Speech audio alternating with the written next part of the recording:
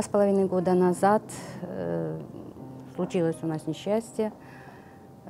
Февзия стала жаловаться на поясничную боль, которая отдает на правую ногу.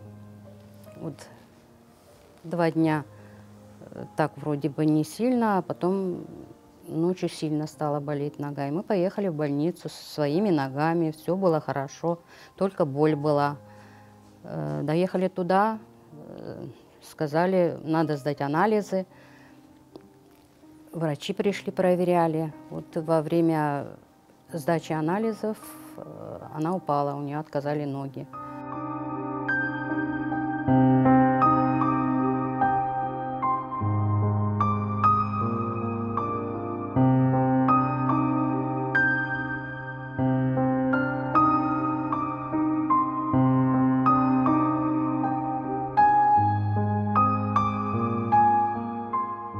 По программе реабилитации ни санаторно-курортное лечение тоже не дали. Сказали, что у нее не травма, ей не положено. Вот. И все это сами. Сначала в долги влезали, потихоньку потом отдавали. Реабилитация оказалась длительной. Мы, конечно, не думали, что это так будет.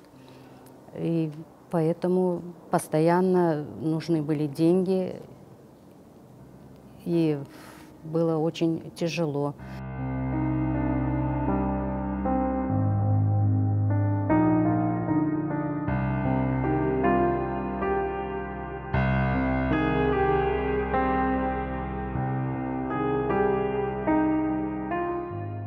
Февзия к нам пришла где-то 2 года назад. Мы занимаемся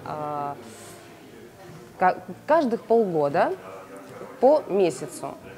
Вот. Начинаем более с легких упражнений, увеличиваем, и с каждым разом я замечаю, что динамика у нас просто зашкаливает, чему я очень рада. Она, конечно, старается, добросовестная девочка. Уже начинает по ступенькам подниматься, стараться, ходит на канатках, то есть все идет как надо, своим чередом. Я думаю, что все будет хорошо.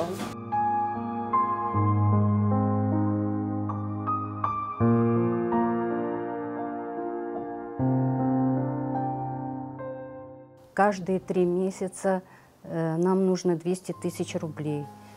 Реабилитация, да, долгая, длинная. Нужна ваша помощь. Мы всем благодарны, кто сколько может, чтобы помогли Февзии. Дочка у меня одна, 2 старших сына.